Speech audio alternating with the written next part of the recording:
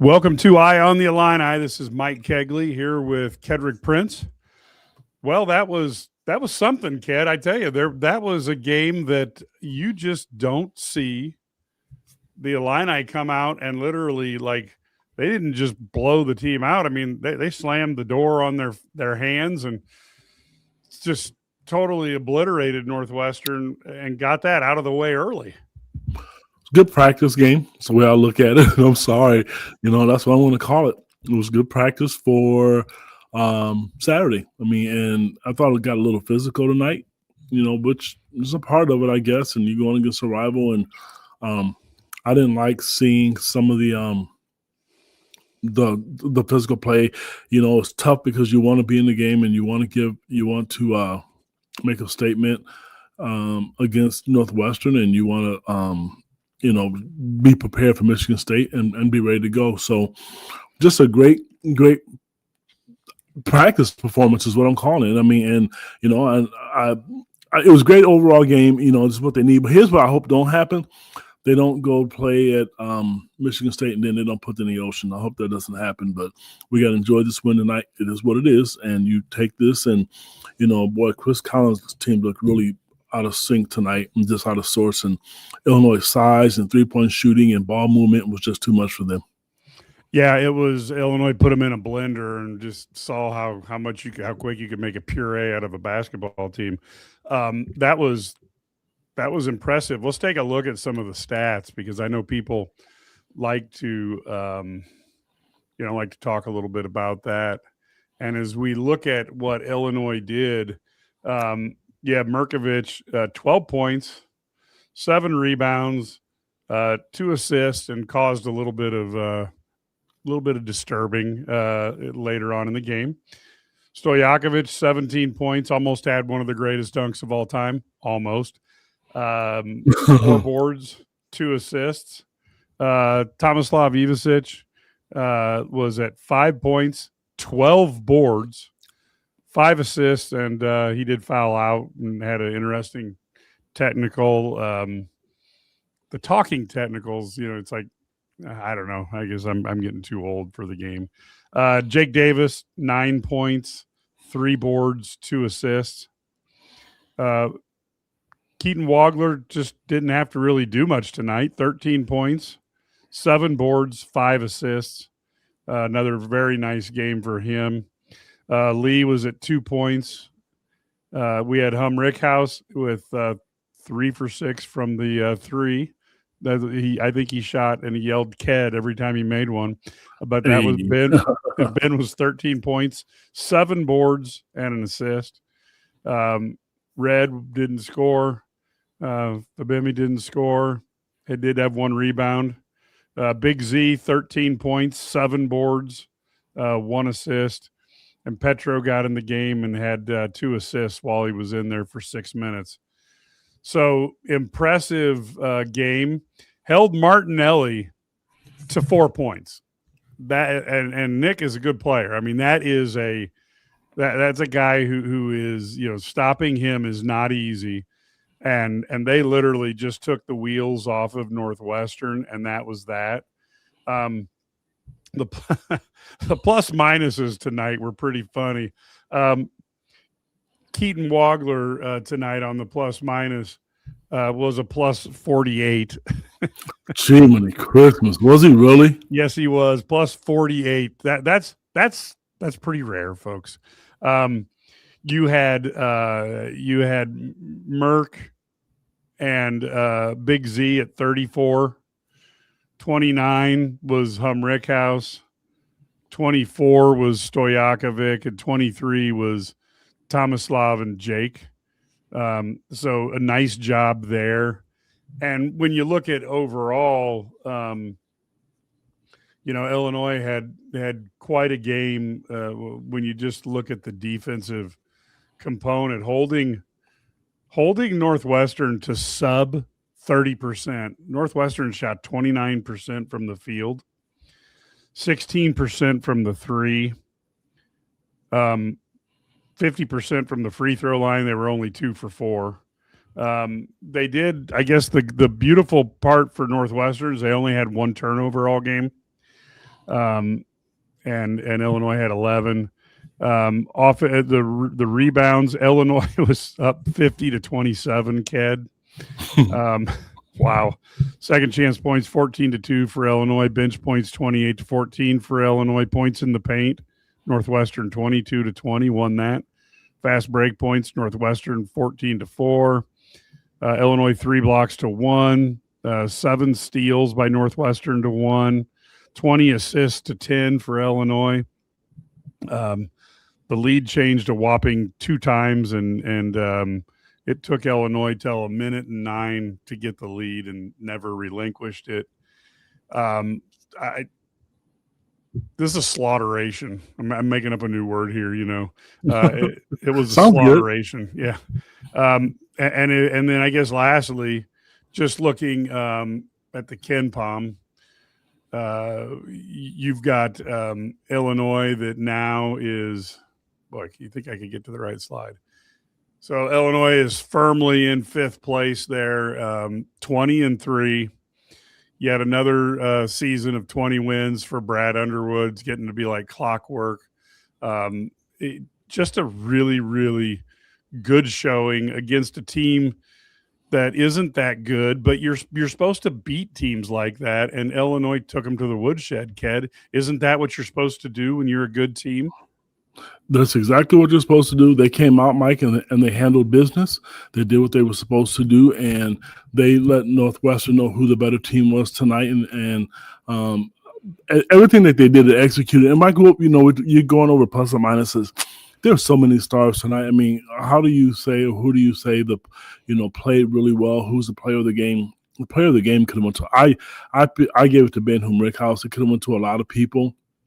But in all fairness, though, to me, it could have went to anybody. Anybody in the world could have won player of the game, and just the effort was just outstanding tonight by the whole team. Yeah, I agree. Was a great effort. So you look at this, and it's over now. And now all of a sudden you have to go up to deal with Michigan State. And again, we've seen them over the years. They play a brand of basketball that the Big Ten allows, particularly up there. We saw Jeremy Fears with the nut kick tonight. Unfortunate these guys. At some point, that's how you get a fight start, that somebody really does get hurt. You and I are old enough to remember Rudy Tomjanovich getting his face blown up. And I'm not certain where he was at in the cause of that fight, but it seems like, somebody starts something like that and somebody non-related ends up getting hurt in the middle of it.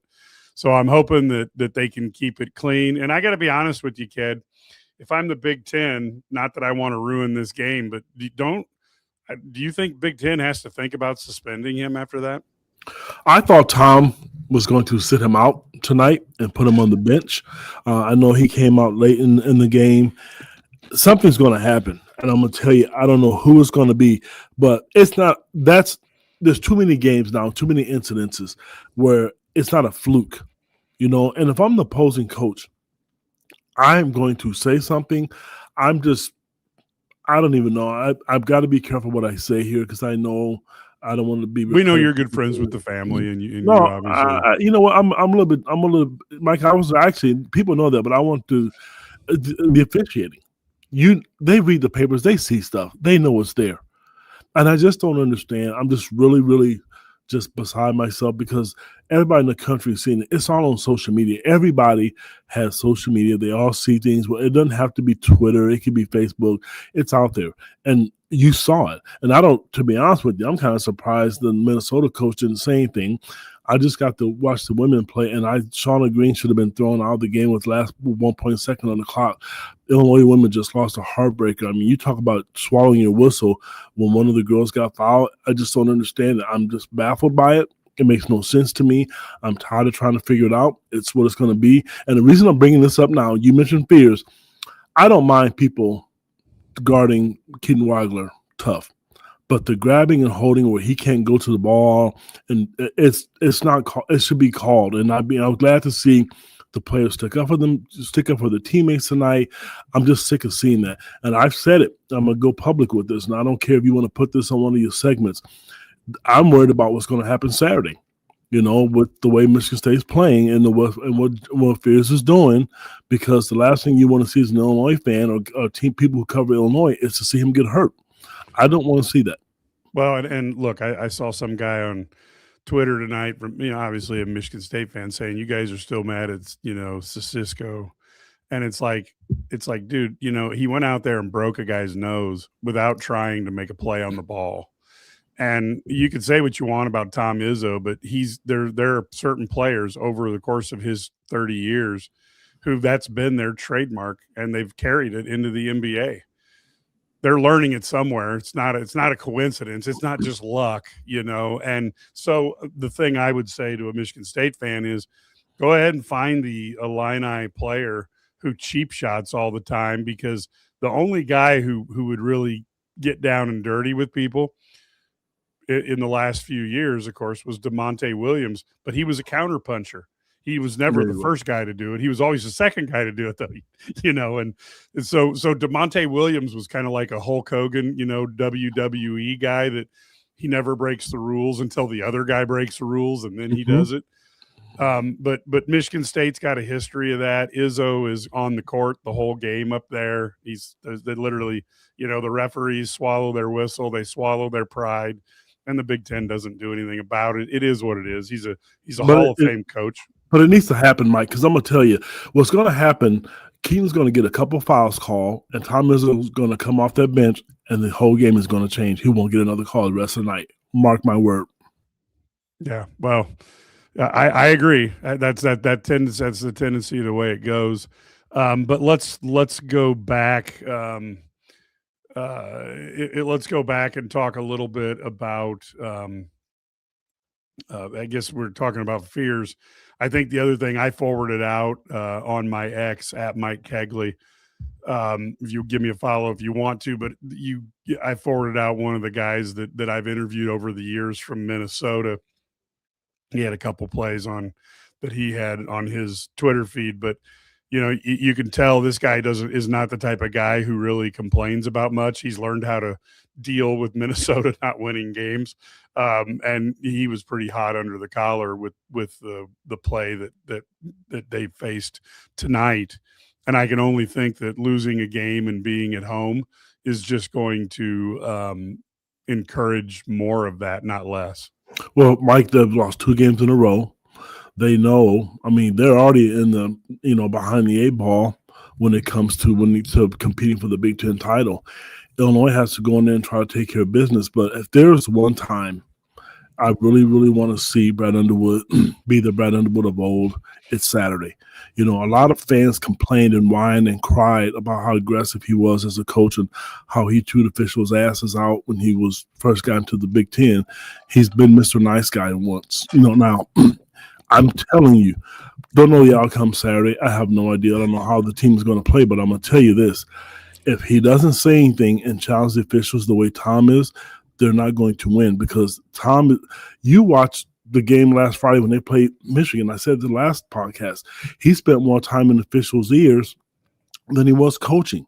And I'm just worried about that because I know, on top of the fact that Michigan State's physical, and they do that, and I don't really care what a Michigan State fan says to me. They can talk about the Cisco foul with Io. If you guys remember, they went at Kofi hard up at Michigan State as well. So it's not a fluke. I don't like it. I'm just not becoming a fan of it. And if they're not going to win the Big Ten, Mike, they might as well take somebody out with them.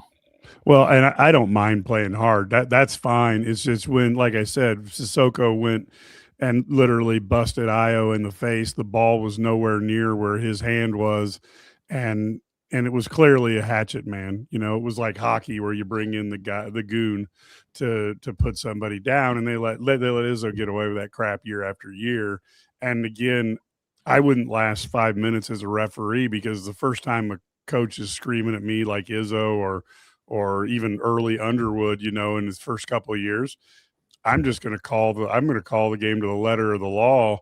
And, if you touch somebody, it's a foul, and I'll just tell the coach how many more of these you want me to call. because that's in the rule book, and shut them up. But I will tell you, probably the reason Underwood yelled more and was madder is that the roster that first couple of years probably pissed him off. Yeah, but I'm sure it did, but he just didn't back down. And now, if he gets upset with an official, like I think tonight he got upset because they were grabbing Keaton a little bit, and he'll say stuff and he'll walk away. It's okay to get technical foul. It's okay because other coaches are going to do it, and it changes the game. You can clearly see there was a call, and it didn't affect the game by any stretch of imagination. But there was a call that it was an over the back call, I think, on Merkovic. And honestly, it was an over-the-back call. I don't think the official was going to call it. Chris Collins yells over the back, and as soon as he did, the official threw his hand up. It is. And that's why I'm like, you got to start saying stuff. You got to start speaking up, and I know he's going to stick up for his players. I'm just really curious to see how this goes Saturday. I know Michigan State's playing for their lives, and if Illinois lose, but I don't want to see anybody get hurt. And I've seen enough of it, and there's no denying that this stuff is happening, and there's no accidents. There's no okay, this is a mistake. It's dangerous, and it's going to hurt someone, and that's what the part about it I don't like. The Minnesota player turned around and looked at the official because I didn't watch all the game. I think there was one time where he shoved him in the neck. I think I saw that on social media too as well, and then we also had the kick in the private. Yeah, and there was another play too, a trip. So I mean. Okay. It is what it is because it seems like for whatever reason it's tolerated this year. And again, I want Fears to start and I want him to play the whole damn game. I want to see which team is better, but I don't want it to turn into a fight where somebody gets hurt because Io was out for a while and never really, except for one or two games, never really got back into his form as he came back. So I see the comment about Kenny about meeting at the Pizza Hut. I will tell you guys this. If you guys know anybody, who knows anything about European basketball players, they're nice. But I'm going to tell you, they are some badasses when they get mad. I remember, go back to the Indiana game last year with, I'm telling you, with Lou Goody, that whole situation.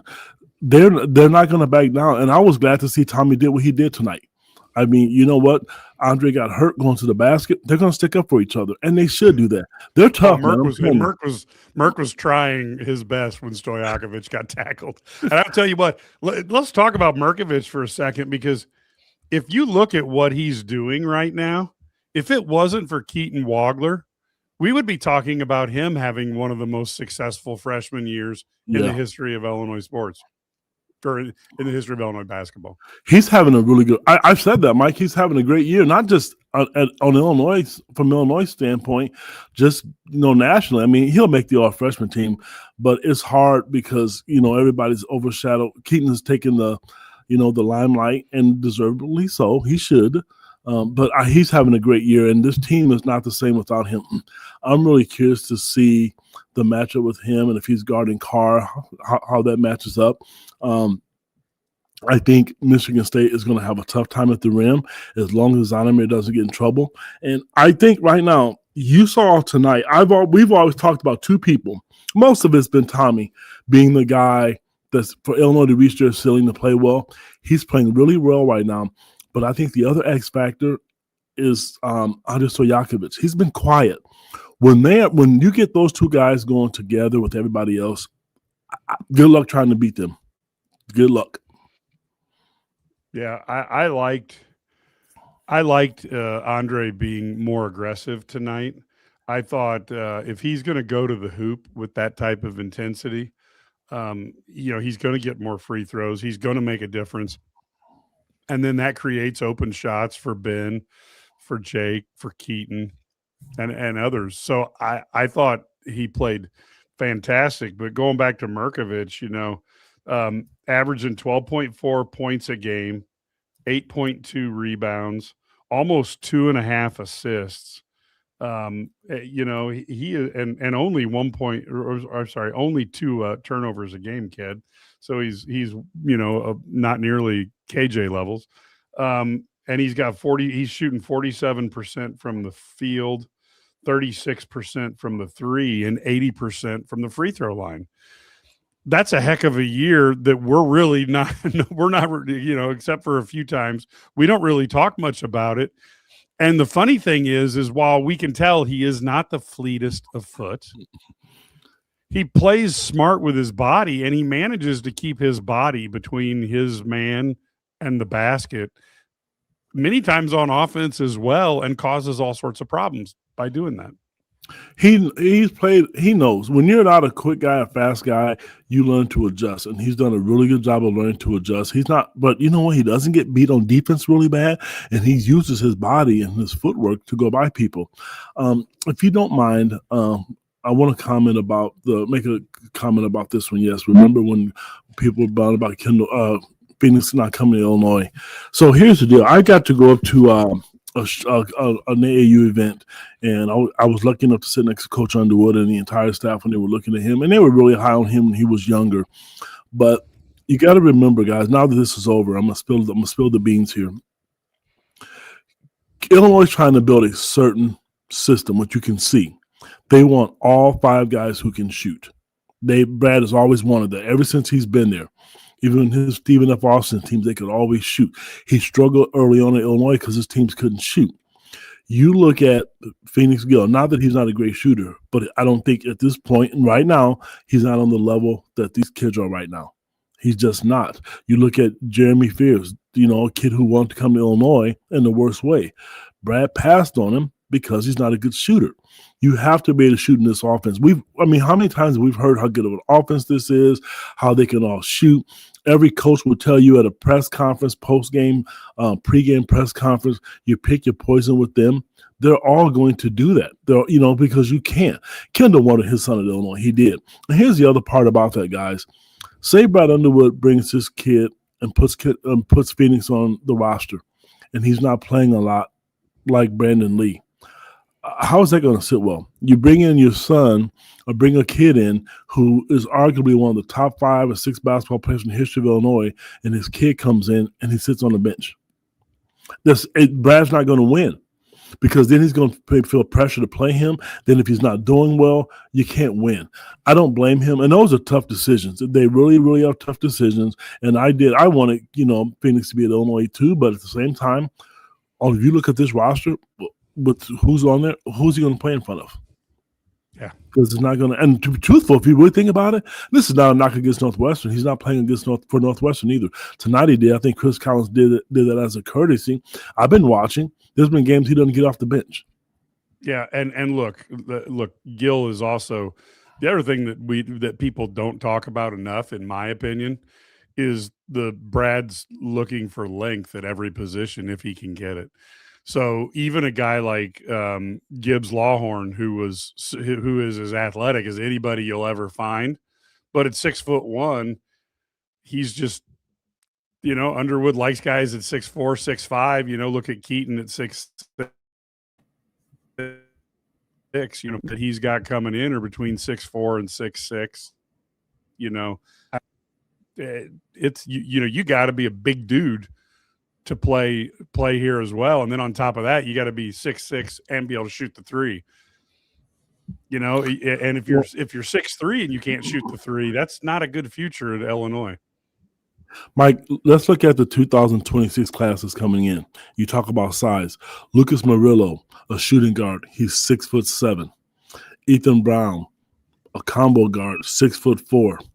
Landon Davis, a power forward, 6'8". What you're saying is 100% right. That's what he wants, and now he has the size and he has the system that he wants. And you look at the 2027 class, shooting guard Quentin Kitt, 6'6". Mason Martin, shooting guard, 6'5". Kylan Boswell's playing because he's Kylan Boswell and he's a difference maker. But Brad has a system and he wants length. He wants guys that can shoot the basketball. And that's what they go after. Everybody he's looking at. I have a friend who works at the same high school that Landon Davis is at. And he sends me pictures from time to time because he's a coach. He's a track coach.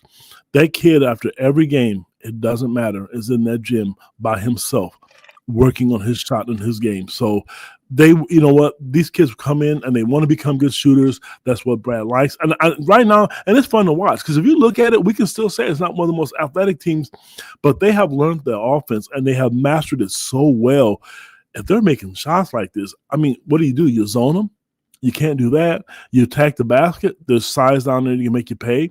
You know, I think about this. There was a time, I don't know if it happened tonight, when they played Nebraska, you had Andres Stojakovic out there at 6'7", Keaton Weigler at 6'6", Ben Humrickhouse, who was 6'9", and both the Beastage brothers out there who was 7 foot and 7'1".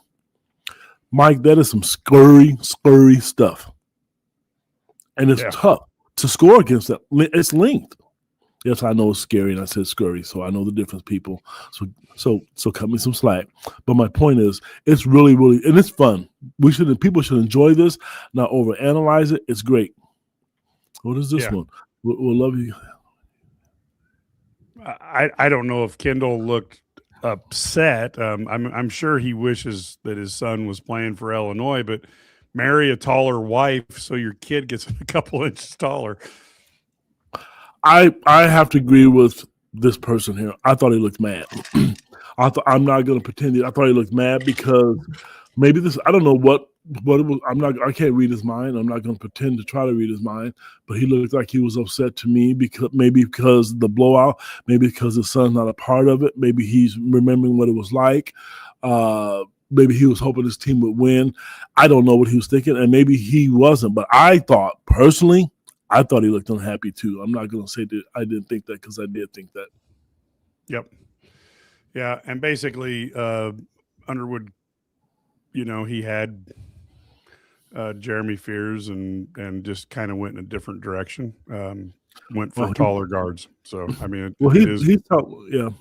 Well, how about this one, Jeremiah Fears? If that's what he's talking about.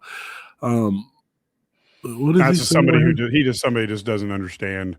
He thinks we're confusing Jeremiah, but trust me, had them both. Let me make this perfectly clear. If there's anybody who knows and not making a mistake about that family, it is the guy talking right now. I talk to the dude 2 or 3 times a week.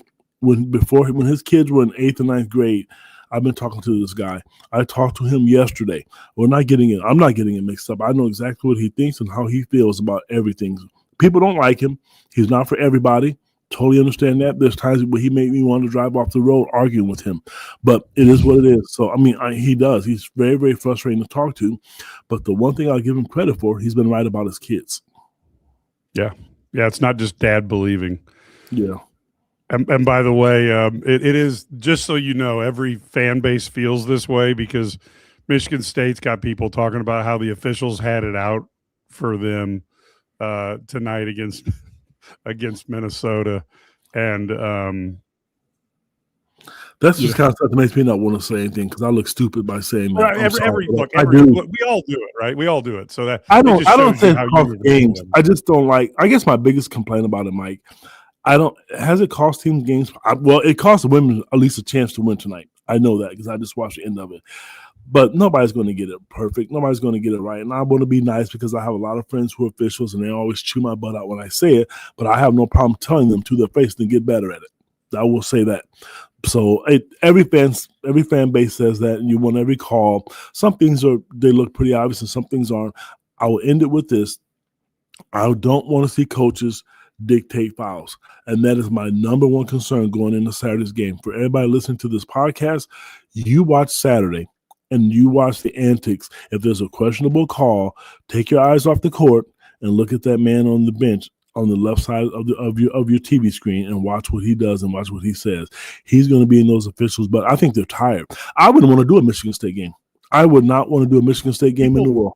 People don't understand, Ked, because if you cover a game and you're there at Michigan State or when they're playing, he literally spends the whole game yelling at referees. I mean, he is literally up the whole game complaining about every call. I don't know how these guys do it. And you know, you'll hear me complain, but for the games that they have to do for Izzo, I would have to be sainted because I would probably get in a fight with him. Okay, so for the Michigan State fans out there who are going to criticize Mr. Prince and Mr. Cagley, if you have the Big Ten Network, and I'm not trying to give them any publicity or free plug, go back and watch Friday's game and tell me, either one of us, Mike Cagley or Kedrick Prince, that he did not spend 60% of his time yelling at the officials. There was times during timeouts he didn't even talk to his kids. So we're not just fabricating because we're mad. I'm not mad at Michigan State. That's their program. That's their coach. He's going to be a Hall of Fame coach. It is what it is. But the fact is, he does it. I thought last year I was really, really frustrated. I thought Illinois made a run. We all remember how I think there was a foul on Kasparis when he got off the bus and when he put his tennis shoes on. It didn't matter.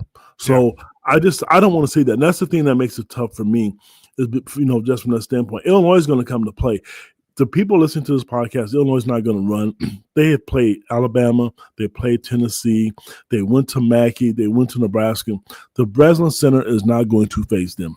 It's not going to. How they play, it's a different story. But if you think this team is rattled, they could care less about that. Yeah.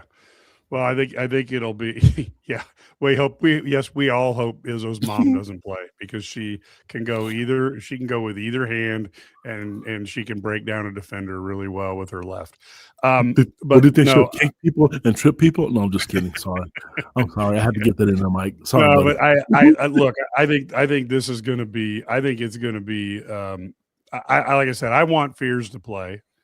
I just want him to control his temper or whatever the heck's going on with him right now, because it doesn't do him any favors, and it doesn't do the league any favors to have somebody get hurt. And again, we're looking at this Io going down the lane, getting punched in the face by somebody who's not trying to, he didn't go for the ball when Io was bringing it up. He didn't go the ball when Io had it up, just hit him in the face and broken nose. And did that wreck Illinois' season?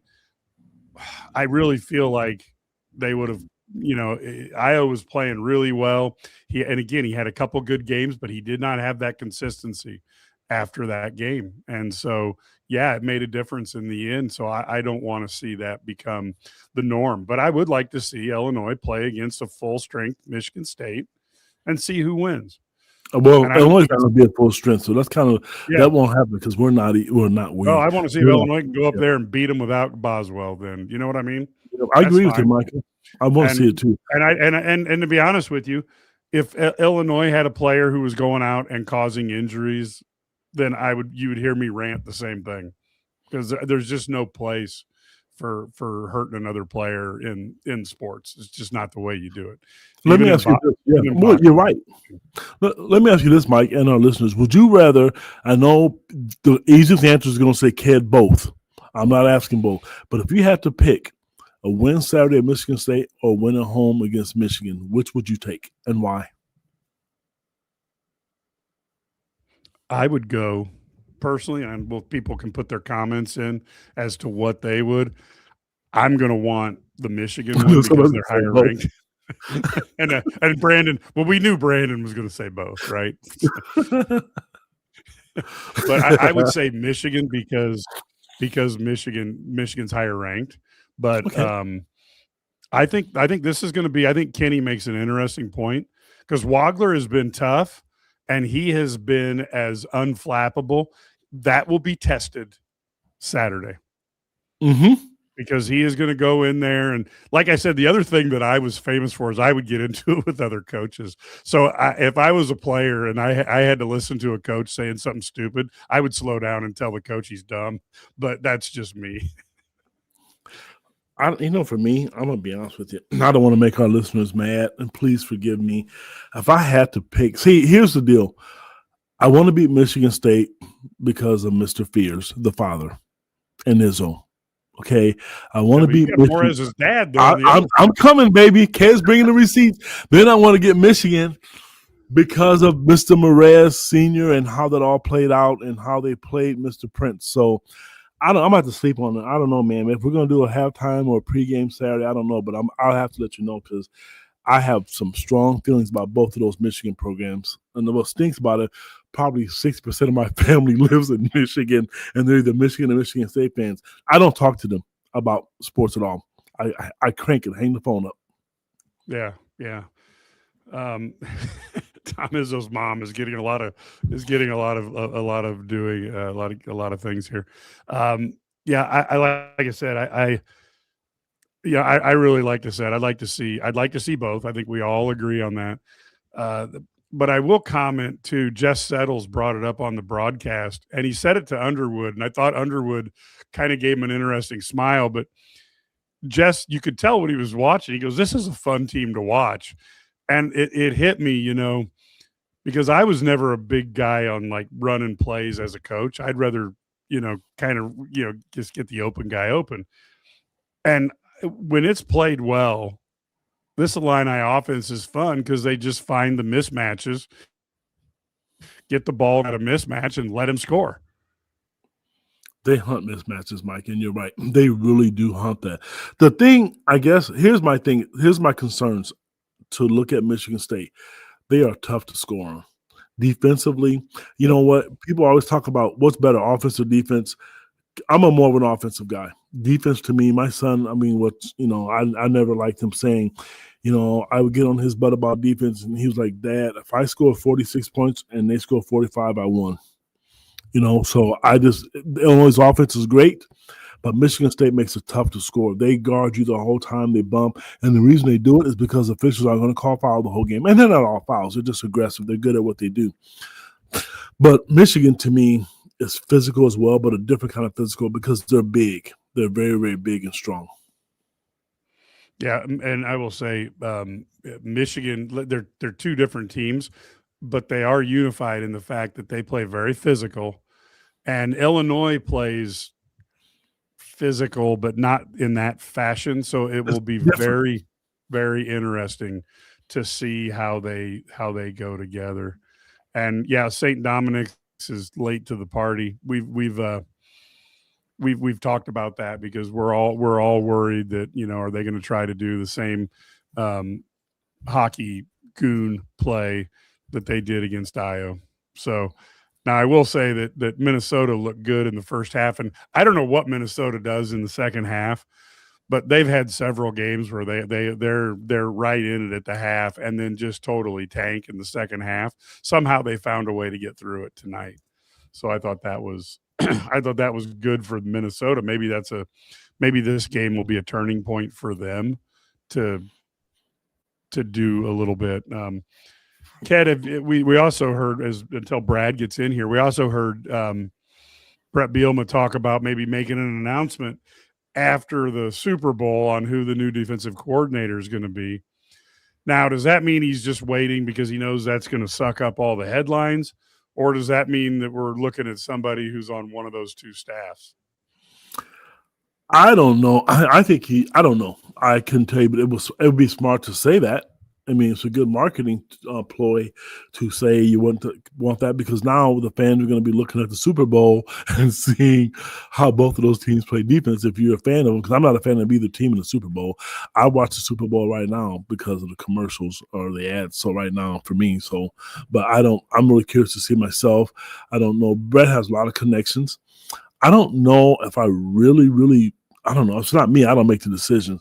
I don't know if I want a professional guy back there. College football is a lot different than professional football. If you remember when Lovie Smith had his staff together, that didn't work well. It's totally different the way the offense is run. So, but I'm sure Brett has, somebody in mind, and I'm sure he's the head guy, and he's going to tell them what he wants to see done in the system that he wants to see done. Whoever they get, their philosophies better be at man coverage because they recruited to that. You recruited to have guys like that, and if you have a coach that walked out and quit, then things can change. So that's the key, and I know they've already talked to the players and that have already, committed and signed, and I'm sure those players know. They're probably sworn to secrecy because those parents want to know. Because if you don't answer it, they can leave. Yeah, well, and the other thing I think that is really important, is Aaron Henry. I don't think you can underestimate how important he was for recruiting down in the state of Florida, and you're gonna have to have somebody who can kind of help out because Illinois has brought in some unbelievable athletes, and obviously other guys on the staff have relationships there now. But to me, that's the one thing want to make sure that they cover the bases and get somebody who can do that. I think so. I think they will. I'm not, you want somebody really good, but Illinois pays well. Whoever they hire, they're going to get a nice chunk of change. People's salaries are online and stuff, and I'm just really confident that he'll get somebody. He has a lot of connections, and it's a good job. I mean, let's talk about that. It's a really, really good job for them to have that. I know we're talking football, but these people are fired up about this Michigan State game, and social media, Mike, is it's everywhere. People were quiet before the Northwestern game, but I think people are just really, really. That's because people had an inkling that Illinois was going to steamroll them. Look, there's that old statement we used to do in the sales world, which is you're either part of the steamroller or part of the pavement. And tonight, Northwestern was part of the pavement. That's just the way it worked out. I'm really curious what Chris Collins is going to say. This is a rival. I wonder if he'll give them enough credit, Mike. If he should have got out of here 3 years ago.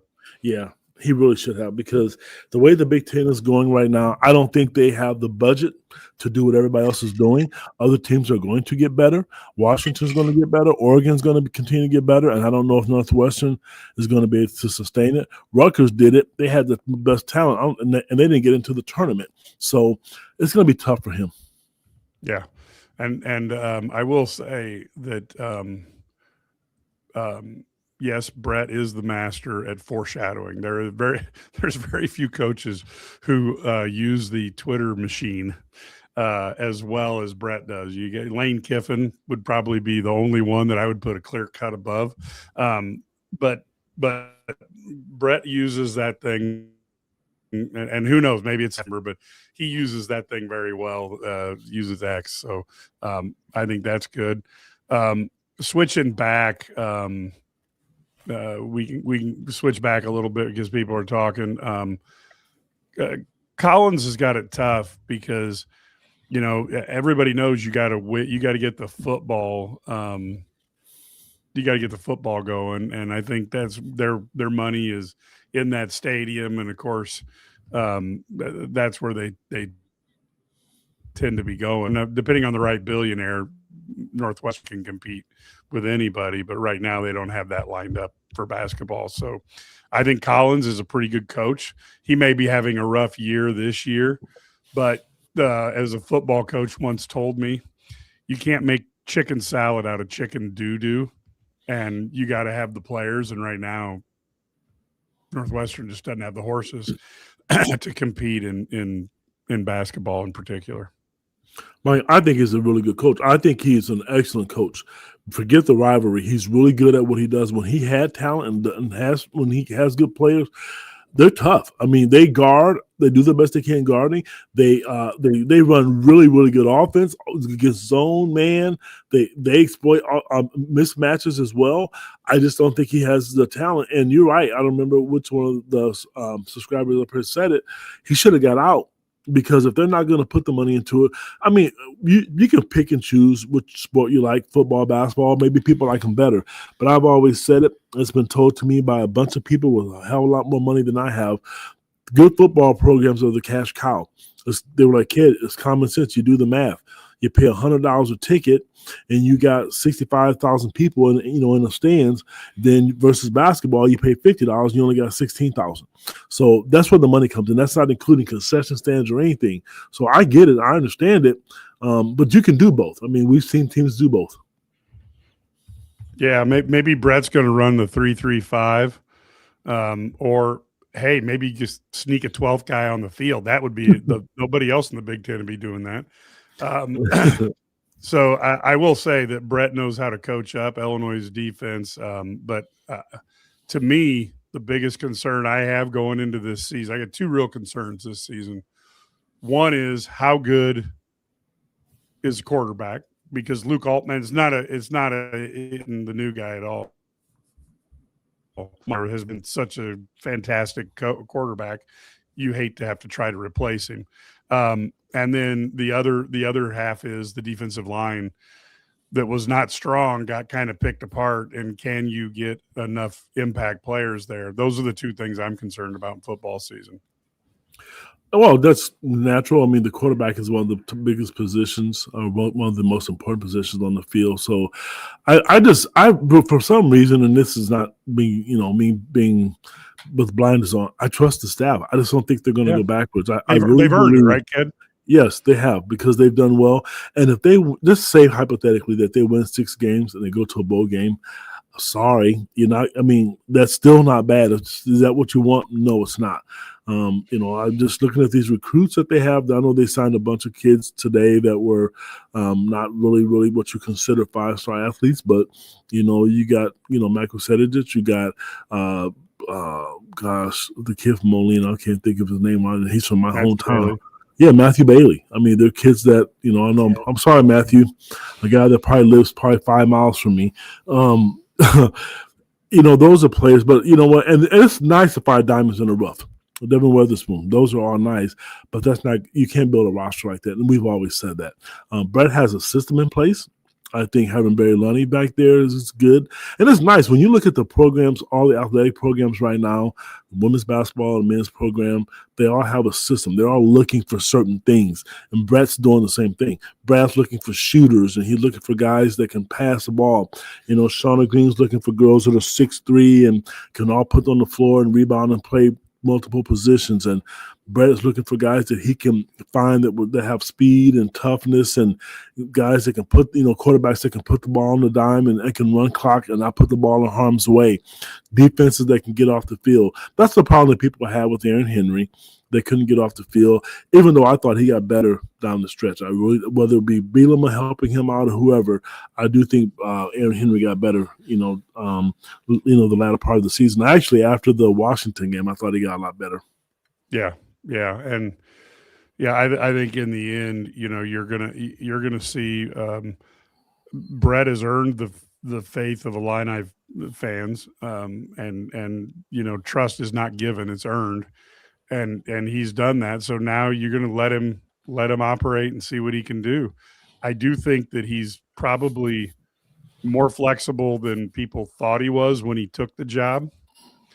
I'm not certain if he goes quite as flexible as Brad Underwood, who's willing to change everything on the offseason. I mean, Brad Underwood is for all of his, this guy's a straight as an arrow, resolute guy. Brad Underwood's ready. If you could show him the stats, he'll switch up stuff pretty big in the offseason. And then going back to it, we will probably try to do a halftime show. We'll do a halftime show for sure. We'll do a post-game show on Saturday. And then depending on Ked, myself, and Brad, what we can do, we may even do a pregame at 6:30 leading into the game, so you don't have to get stuck listening to non-Illini content as you're getting ready for the game. So you can put us on YouTube while you're in your living room, or while you're getting that pot of chili all ready to break out for the game. We'll be talking about it, and I'm telling you, this is what the Big Ten is all about, because you look at what Illinois is got coming up here. It is going to be a boatload of fun to see this schedule, because you're looking at Michigan State on Saturday. Then you turn around and have Wisconsin, who is much better than I thought they were going to be this year. Indiana is then coming to town, and they've started to play better. I would love to have played them 4 weeks ago. Oh, yeah. And then you have that dreaded trip out to California to play UCLA and Southern Cal and UCLA. Come back to Champaign for that Friday night Fox game that I think is going to break the record for Fox on college basketball, which is Michigan and Illinois. Then you have Oregon, who, I got to be honest with you, Ked, I have no idea what's going on with Dana Altman out there. You got all this Nike money, and they're having a horrible year. And then you finish up, I guess Oregon is at home, and then you finish up going to Maryland, and then you're into the Big Ten tournament. So there's some really good games there when you figure Michigan, UCLA, Southern Cal, Indiana, Wisconsin, Michigan State. So might be nice. It would have been nice to spread those Oregon and Maryland games in between a couple of the tougher games, but I agree. But they can't do, Mike, they can't slip up. I will say, I would go on record and say this, and I typically don't do this because people hold me accountable, which they should. If they win at Michigan State, I'm willing to go out and say I think they'll at least share the Big Ten title. I think Michigan has some tough games left. They have to go to Michigan State. I'm not sure if they have to go to Nebraska. They may not. I know they have to play Illinois. I'm sure they'll. I'm not for sure. If they have Indiana. Oh, I think they have to, and they may have to go to Mackey. So they'll have to play Purdue again. So Saturday's game looms large for Illinois in so many ways. I mean, if you can get another road win at Michigan State, I don't care if it's about 1 point. You walk out of there with a road win. That really changes everything. I mean, like the seeding and, Illinois if they beat Michigan State, people are going to possibly start talking about them being a number 1 seed with Michigan. They really are. So I've seen a lot of people having UConn up there and they're having a good season. You have to give Arizona credit for that. Everybody loves Duke. Not everybody, but the media does. So Illinois can sneak into that 1 seed line. That would be truly amazing. For Underwood and his staff to be able to pull something like that off. Yeah, Michigan plays. They play Thursday night. That's tomorrow night against Penn State. Then they play at Ohio State. Then they go at Northwestern. So nothing too scary there. Then UCLA comes there to Michigan. That won't be easy. I'm not saying UCLA is great, but they're tough. And then Michigan goes to visit Purdue. Then they go play Duke in a neutral court game. And then it's Minnesota visits them, and then they play Illinois. Then they wrap up traveling to Iowa, and then Michigan State comes to town. So you're right. Hey, look at this. Brad Sturdy has entered the building here in the Illini Guys studios. Mr. Sturdy, give us your impressions of this game. It was, I expected Illinois to win. I thought your 14 points prediction was pretty accurate, but holy cow, did Illinois win.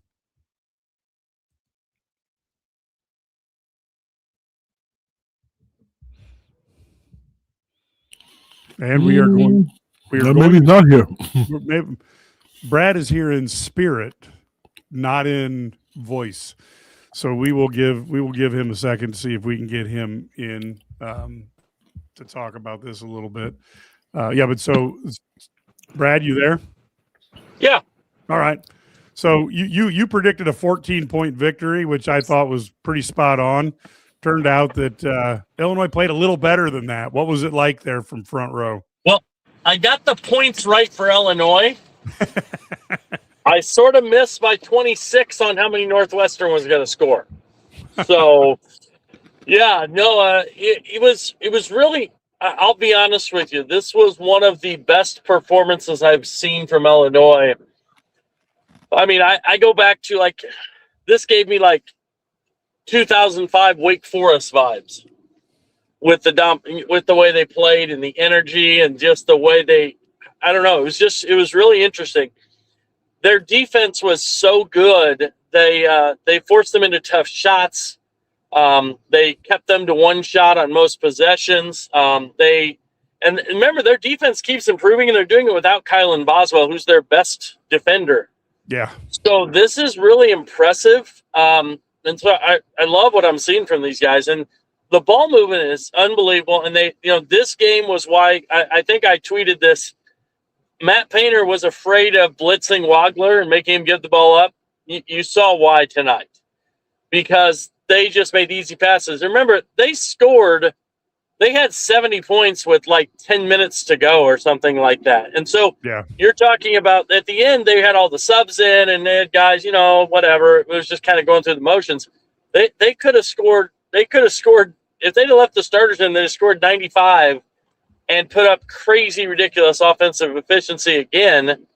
I just don't know. I'm not sure they can play a lot better than they played tonight. No, and I'll tell you, when you shoot 44.7% from the three on the same night that you hold the other team to a sub 30% shooting from the field. That's a hell of a wicked combination. Yeah, especially when they take like 38 threes or something like that. Some crazy number. Yes. Yeah. Yes. So, I mean, when you take that many threes and you make them at a high clip, you're probably going to win. I mean, so it's really hard to overcome that. I'll be honest with you. I thought Northwestern was really physical with Illinois, and they got away with some bumps and pushing on drives. And so Illinois answered, and they got away with it too. They let them play. But usually in a game like that, the offenses struggle. Well, Northwestern's offense did struggle, but Illinois didn't at all. And you realize they started. It was about 7-5 after about 4 minutes, and that's when they just started rolling. And it was just they were basically locked up Northwestern, and the Northwestern scored at such a low rate, but they also only had 1 turnover. I mean, that's kind of stunning to score at that low of points per possession while only having 1 turnover. So it was just really impressive the way they did things, and their adjustments. Like, I was talking a little bit about the offense, and the defense, but the offensive adjustments they make. That it's like they go 4 minutes, and they kind of see what they're doing, the other team's doing, and sometimes the other team is doing something, and they can just click and go. Well, Northwestern, they're blitzing that ball screen, making Wagler give it up. And then they're running another guy. They're running the weak side defender up and attacking the pick and pop pass, right? So they after the first time out, they just make an adjustment. They do some different things, single actions, ball screens. They ran some more ghost actions. They ran some I thought then they got the guy to the nail. You saw Tommy go to the nail. I think Mihailo was in that game, and Tommy goes to the nail, dumps down, Dre dunks it. Just all those, they just make adjustments. And a lot of them are by Tyler Underwood. He makes the calls and different things, but a lot of them are just, those guys just playing basketball. And they're just so high IQ, they just make the right adjustment. You put them in the right setup, and they're going to make the right read. And it's certainly fun to watch. All right, so the question I have for you is, and we've been talking about this, and we got to get your feedback. So you got Jeremy crotch kick Fears. You have the history with Io getting his face broke. You have Tom Izzo, who's the 6th man on the court, literally screaming at the referee the whole game. What is Illinois in for? And as mature as they are they prepared for what they're going to see at Breslin? I think they are. Here's the thing. Now you have there's such a, how do we say, a camera on, or whatever you want to say, a microscope on Fears, that I don't think he can do anything without getting called out. It's like you get that reputation, right? And he's got it now. They watch this film, and you see the shots to the face, the shots to the neck, another trip, the trip last week of Luxembourg, the nut shot. I mean, you put all this stuff together, and anybody can tell me, oh, it just happens. No, it's not. I mean, this dude is doing this stuff. This is legitimate. He's doing it on purpose. Now, some of it I think is frustration, as they're in a little struggle bus. They started off so well, and we talked about this. The one thing Tom Izzo is great at early in the season, his dudes play harder than everybody else early in the season.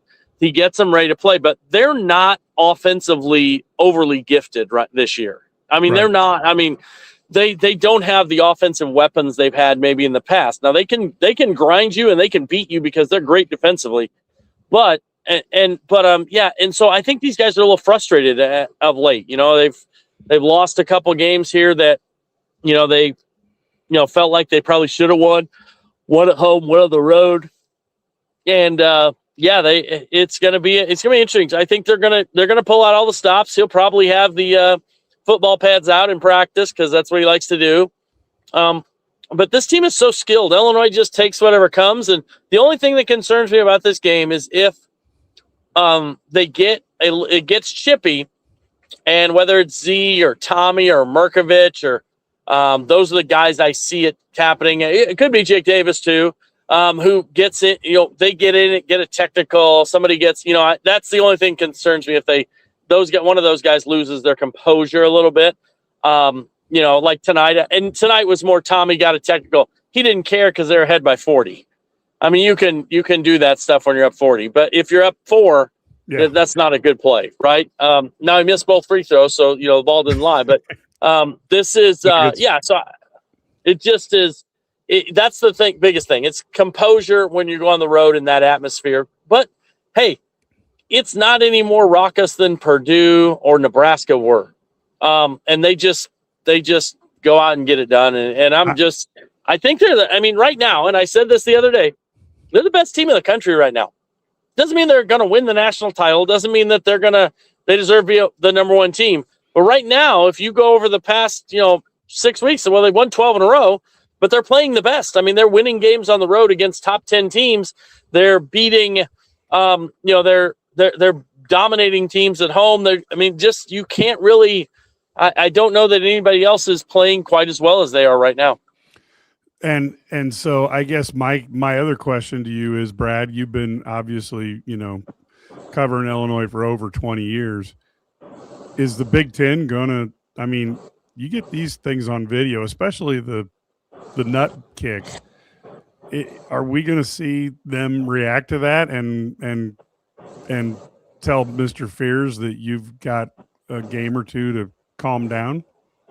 Yeah, I always look at that. I'm not sure. It could happen. I mean, you remember Alan Griffin with the stomp. And then that was much less. I'm not a huge Alan Griffin fan. The ACC suspended Chris Paul for his nut punch of Julius Hodge in the ACC tournament. They suspended him for a game. So there is a history for doing this a little bit.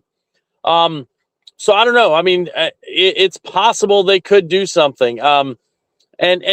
But I don't know if they will because, it's Tom Izzo and you know what I mean?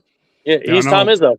No, we know what I mean. We talked about it, that's what I talk about the sixth man because he is literally on the court, outside the coaching box for half the game. It was 2 years ago. Literally, he was there was a dead ball. But he was literally out on the floor in the lane. I mean, it's insane that somebody's allowed to do that. I mean, I don't know. It was nuts. He was literally in the lane, in the middle. So, he actually said, in the post game, and I know people, think that this, that, or the other, or whatever. But I think his post game was accurate. I mean, Jeremy's got to grow up. I mean. And it's not Jeremy Fears is a really good basketball player. He's really good. He's going to be overshadowed. Now it takes away from what you do. I mean, you know what the opposite person is Keaton Wagler, who he gets called for hook and holds, and he just says, "Oh, you got called for a hook and hold because and that's his." And this is let's get into this. The penalty for kicking someone in the nuts is the same as a hook and hold. Yeah. Tell me that makes any sense. Well, if the hook and hold is performed by Roman Reigns, then I can see where it would be worse. Maybe. But by most of the guys in the Big Ten basketball, no, you're right. The other thing we kind of talked about tonight was if David Merkovich wasn't on the same team with Keaton Wagler, we'd be talking about what a great freshman season he's been having. But yet he's under the radar. Nobody even notices because of how good Wagler's been. So Merkovich, when David Merkovich has an offensive rating over 100 or over, triple-digit offensive rating. When he has that, Illinois is 18-0. Wow. He's the key. Because you have a secondary creator next to Wagler, then a guy who can pass, who can shoot, get to the rim. He does so many things offensively, and he moves the ball. I mean, he's a good passer, and he can back guys down. He can, and not that I always like some of the shots he takes when he backs people down, but he has the ability to just make plays, and he's a playmaker. When he's making good decisions, usually his O rating's lower when he turns it over too much, or when he, has a really poor shooting game or something.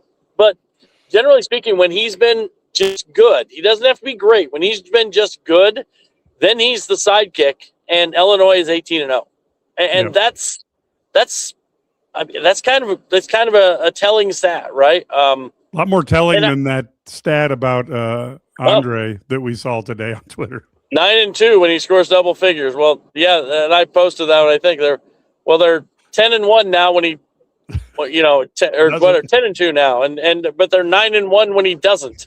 So it's like, wait, what? That doesn't make any sense. So we're worse when he scores. So he's an X factor.